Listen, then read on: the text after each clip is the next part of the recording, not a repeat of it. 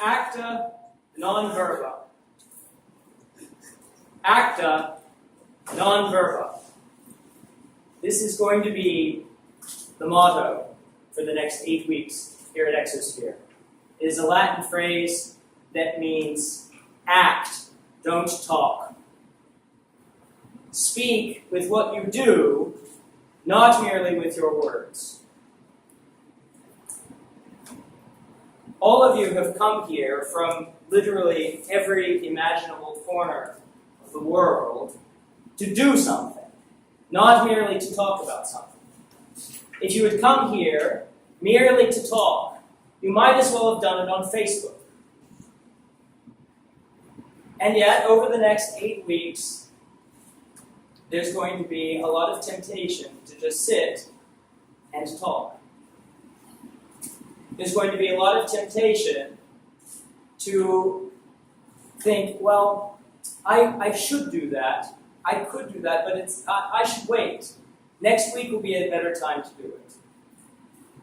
And day by day will slip by until week 5 arrives, and then you will start panicking. You will say, oh no, I've been here for 4 weeks, and I haven't done anything. Now there's no time. Whose fault is it? Somebody must have done this to me. You can just look in the mirror because you did it to yourself. And I start with this very harsh welcome because we want you to succeed. We want you to actually accomplish something with your time here. We want you to feel when you leave that you had not only a fantastic experience, but that you changed your life, you changed your way of looking at the world, looking at yourself and your place in the world, and applied those changes to something that you can actually measure. You can see the impact on yourself and the external world. But this is the hardest thing to do. Many people go and study for 4 years at a university and don't walk away with much other than some boxes checked off of the course catalog requirements. I don't think that's why you're in this room today. I think that you came here to do something different, to build something greater. And that's really what this community is about. We say that Exosphere is a learning and problem-solving community. What does that really mean? Well, it means that your life is just a series of problems. The world is full of problems. And if you want to find meaning in life, if you want to have more pleasure and less suffering, you have to dedicate yourself to solving those problems. And those problems start right here in your head. Most of the problems holding you back today are not problems of resource constraint. Most of the problems holding you back today are not problems of not having collaborators or not having enough knowledge. Most of your problems are just your own mental barriers, your bad habits, your willingness to succumb to inertia. And inertia is truly the greatest enemy when you set out to do something new. Thanks to Luke, I started using this plugin in Chrome that has a clock ticking up my age to like the 10th decimal point. And yesterday it crossed the 0.3, zeros are always scary. The 0.3 since my birthday. So I'm already 30% of the way towards my next birthday. This was very depressing. And it was depressing not because I have any inherent fear in aging or dying, but my fear is that I won't get done everything that I've set out to do. It's not that I'm running out of time to live, because each day is its own self-encompassed existence. But that self-encompassed existence, if not applied toward the things that I want to see happen in the world, will go by very quickly, and at the end I will say, well, I might have used Facebook less. That would have been better. I might have spent less time worrying about the looming problems that are going to cause me pain in 1 week or 1 month or 1 year, because that worry doesn't do me any good. It doesn't contribute to solving any of my problems or anybody else's problems. I might have spent less time in anguish about the past, regretting that I hadn't already done what I wanted to do before. There's no more fruitless activity than saying, I wish I had started learning that language 5 years ago. I had the thought then, I should have actually done it. I really, if only I had started coding 10 years ago, then I could really do something with my talents. That thought, every second you dwell on such thought, is depriving you of a moment in the present to actually begin, whatever that process is. And yet, the difficulty of overcoming these barriers that are inside of your mind, for many people, it's an insurmountable, lifelong task. For most people, it is an insurmountable, lifelong task. And so, the reason we're here in this group, coming together as what we call a community, is to help each other overcome these barriers. To support each other in not only the projects themselves, the work itself, but also in the difficult task of overcoming the barriers in our own minds. And there's nobody in this room, not one, who has overcome them. This is one of the sad and sort of simultaneously exciting facts about life. Because it means that there's always something to do.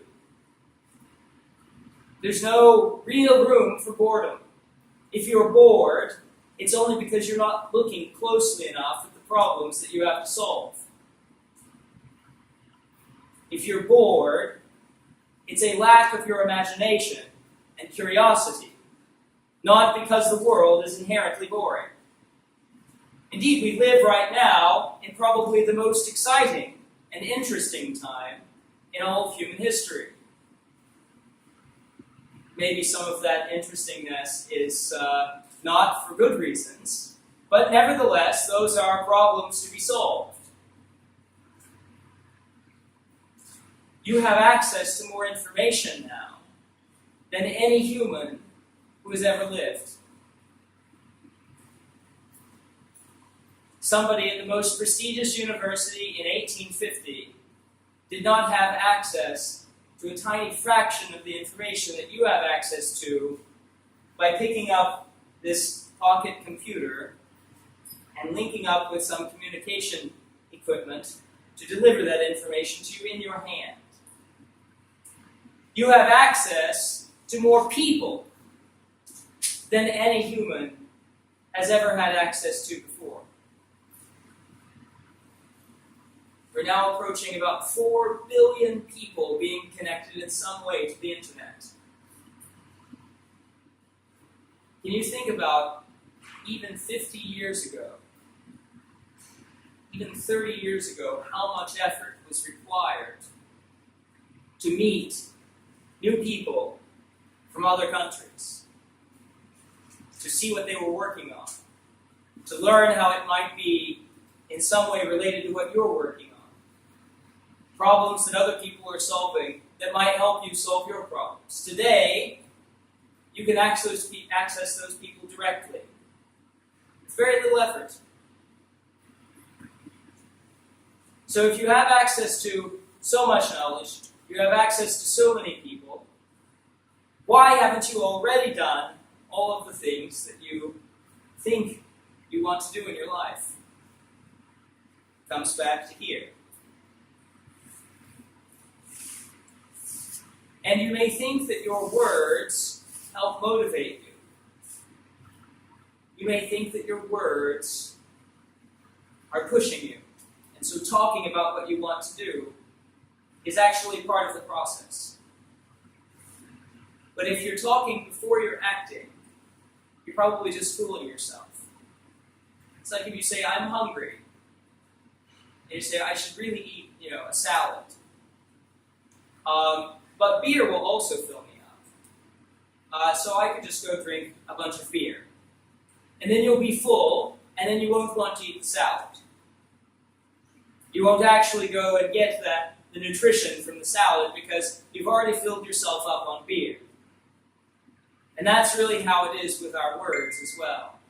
It's so easy to just fill ourselves up with our words rather than really doing the work itself. Not only is it tempting to talk about what you're going to do, the next most tempting thing is to talk about what everybody else is doing wrong. To say, oh no, you're not doing your thing the right way. I wrote at length one of my favorite quotes from Theodore Roosevelt, who reminds us that it is not the critic who counts, not the man who points out how the strong man stumbled or how the doer of deeds could have done them better. But the credit belongs to the man who is actually in the arena, whose face is marred by dust, sweat, and blood. And as you're here, I want to ask you, whenever you have this feeling that you're not getting enough done, whenever you have this feeling like I should have already achieved more with my time here, if you come to one of us and you say, hey, what's going on with me? Why haven't I gotten more done? Or some people may say, hey, it's your fault I haven't gotten more done. The first thing I'm going to do is examine your face for the dust and the sweat and the blood. And if it isn't there, I'm going to say, well, I think it may be something inside of your mind that is your problem. If I see that you have put in all of the effort, your face shows the pain of trying to solve hard problems, then you will find no more support in the world than here. But it starts with you. Now, we've tried to bring a lot of different kinds of people together here because we see that the future of the world is really bright. In spite of all the problems that we see today, the future has a lot of incredible potential. The technology that we are building, and that you're going to be building here, and that you're going to see a lot of different kinds of people coming in and out, building the technologies that are going to improve the condition of the human race, curing diseases, reducing the cost of living, solving hunger and poverty, reducing crime, improving healthcare, sending humans into outer space to explore the stars. That technology is being created now. That future is already being built. And we are here to help you join together in the ways that apply your individual and particular talents to be a part of that future. So that in 30 years, in 50 years, when you are talking to your grandchildren or to your students, they'll look up to you. In the same way that you might look up to the people that landed first on the moon, or that achieved something in the early days of computer science. The way that I look up to somebody like Alan Turing or Ludwig Wittgenstein and say, they achieved something that I am able to build on top of. Without them, my starting place would be so much farther back. I'd have to do a lot more of the difficult work. So I'm grateful that they got past the barriers in their minds and solved problems that nobody else had solved before, so that I didn't have to solve those problems. I could solve new problems. And I think that that is really the aspiration of living a fulfilling life. That somebody in the future will say to you, thank you for solving those problems for me, so that I could solve new ones. And this is the chain that has continued human progress for millennia. And we aren't in some way special or unique. It's not like that we're so much smarter than the people who came before. We are just as ignorant about all the things that we don't know as they were. We're just as ignorant about even knowing what those things might be.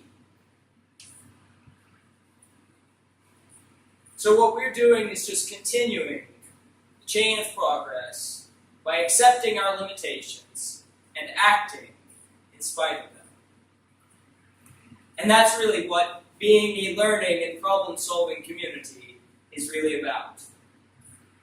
So, welcome to Exosphere. Thank you for being here. And I'm looking forward to meeting and getting to know all of you these next 8 weeks. Let's go disturb the universe together.